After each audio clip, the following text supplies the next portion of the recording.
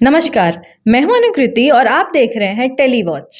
दुनिया में बढ़ती अव्यवस्था के बीच इंटरनेशनल स्टूडेंट्स के लिए सिचुएशन और भी ज्यादा प्रॉब्लमेटिक होती जा रही है। रीसेंट मंथ्स में डिपोर्टेशन से जुड़े केसेस में स्पाइक देखा जा रहा है। इमेजिन करिए आपको सिर्फ इसलिए डिपोर्ट कर दिया जाता है क्योंकि आपने अपने व्यूज एक्सप्रेस करें। अब गवर्नमेंट एआई का यूज करके आपके सोशल्स को ट्रैक कर रही है और ऐसे लोग जो किसी इंसिडेंट में डायरेक्टली इन्वॉल्व भी नहीं है उन्हें भी डिस्क्रिमिनेशन और डिसग्रेस का सामना करना पड़ता है क्योंकि वो सिर्फ एक किसी स्पेसिफिक कम्युनिटी से बिलोंग करते हैं। और ये सब हो रहा है उस कंट्री में जो खुद को मेजरली लिबरल बताती है और जो इंटरनेशनल स्टूडेंट्स और जॉब सीकर्स का एक बहुत प्रोमिनेंट और फेवरेट डेस्टिनेशन है। इस मोमेंट की इंटेंसिटी और पॉलिसीज की आड़ में जो डिस्क्रिमिनेशन और पॉलिटिक्स हो रहा है वो मुझे आज से करीब 15 साल पहले आई एक मूवी की याद दिलाता है जो इतने समय बाद भी रेलेवेंट है और जिसके टेक अवेज उस समय से ज्यादा आज के लिए यूजफुल और नीडेड हैं।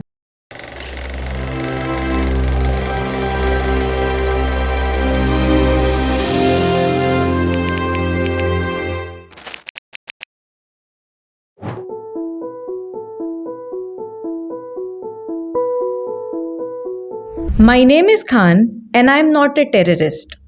ये सिर्फ एक डायलॉग नहीं है, ये इमोशन है जो कि इस डायलॉग के बाद हर उस इंसान ने महसूस किया जिसके साथ कास्ट, क्रीड, रिलीजन या फिर उसे ह्यूमिलिटी का सामना करना पड़ा हो। कि जब एक बेगुनाह मरता है तो उसकी मौत के साथ सारी इंसानियत की भी मौत हो जाती है। शाहरुख और काजोल की लेजेंडरी जोड़ी की एक पावरफुल फिल्म जिसने अपने टाइम पे करोड़ों लोगों को इम्पैक्ट किया और साथ ही होप के साथ एक पावरफुल मैसेज भी दिया टू ओवरकम हेट। इस दुनिया में सिर्फ दो किस्म के इंसान हैं, अच्छे इंसान और बुरे। ये फिल्म एक इमोशनली पावरफुल फिल्म है जिसमें रिजवान खान जो शाहरुख खान का कैरेक्टर है उसे अस्पर्गस सिंड्रोम नाम की बीमारी है। मुझको एस्पर्गस सिंड्रोम है। डॉक्टर हैंस एस्पर्गस के नाम से ये सिंड्रोम जाना जाता है। ये एक डेवलपमेंटल डिसऑर्डर है जो ऑटिज्म स्पेक्ट्रम के अंदर में आता है। रिजवान एक मुस्लिम है जो अमेरिका आता है अपने भाई के साथ।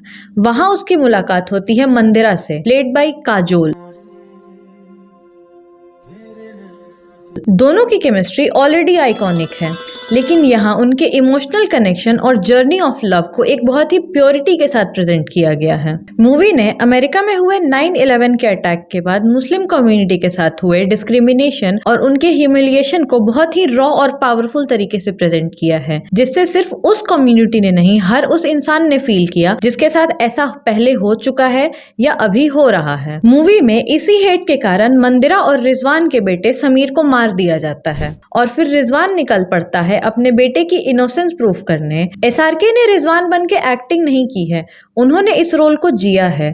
उन्होंने अपनी एक्टिंग और उस रोल के जरिए हमें ये फील कराया कि जिन लोगों के साथ डिस्क्रिमिनेशन होता है, जो लोग इनोसेंट होते हैं, जिनकी कोई गलती नहीं होती है, उन्हें क्या फील होता है और उनके साथ क्या ऐसा होना चाहिए। रिजवान एक ऐसे जमाने में खड़ा होता है जहां लोग एक दूसरे को नाम और मजहब से जज करते हैं लेकिन उसे सिर्फ अच्छाई और इंसानियत की खबर होती है। इस स्टोरी और परफॉर्मेंस को दुनिया भर के ऑडियंस की रिकॉग्निशन और सिंपैथी मिली। ये मूवी सिर्फ इस्लामोफोबिया के बारे में नहीं है, ये मूवी इंसानियत की बात करती है, प्यार, एक्सेप्टेंस, एक दूसरे को समझने की बात करती है। ये मूवी टॉलरेंस और यूनिटी की बात करती है।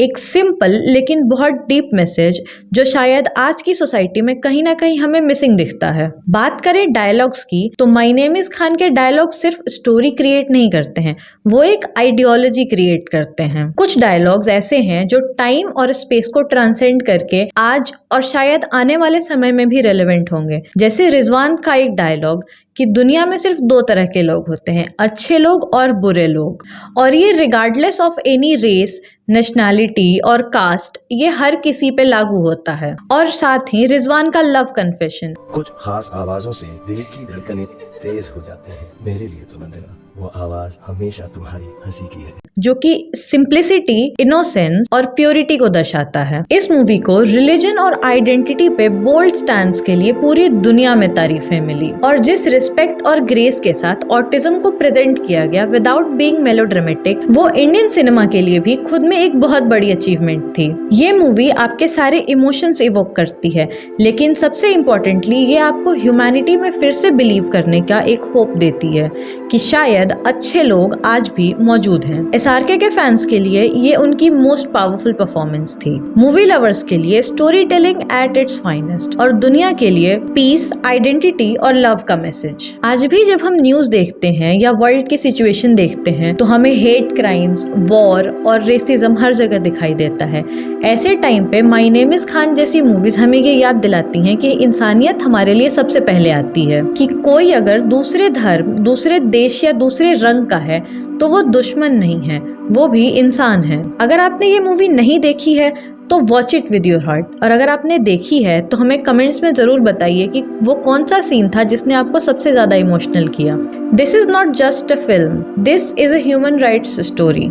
अगर आपको ये रिव्यू पसंद आया हो तो लाइक करें, शेयर करें, टेलीवॉच को सब्सक्राइब करें और कमेंट्स में हमें अपने सजेशंस दें कि अगली रिव्यू किस मूवी के बारे में होनी चाहिए। हम आपसे मिलेंगे नेक्स्ट वीडियो में एक नए टॉपिक और एक नए रिव्यू के साथ।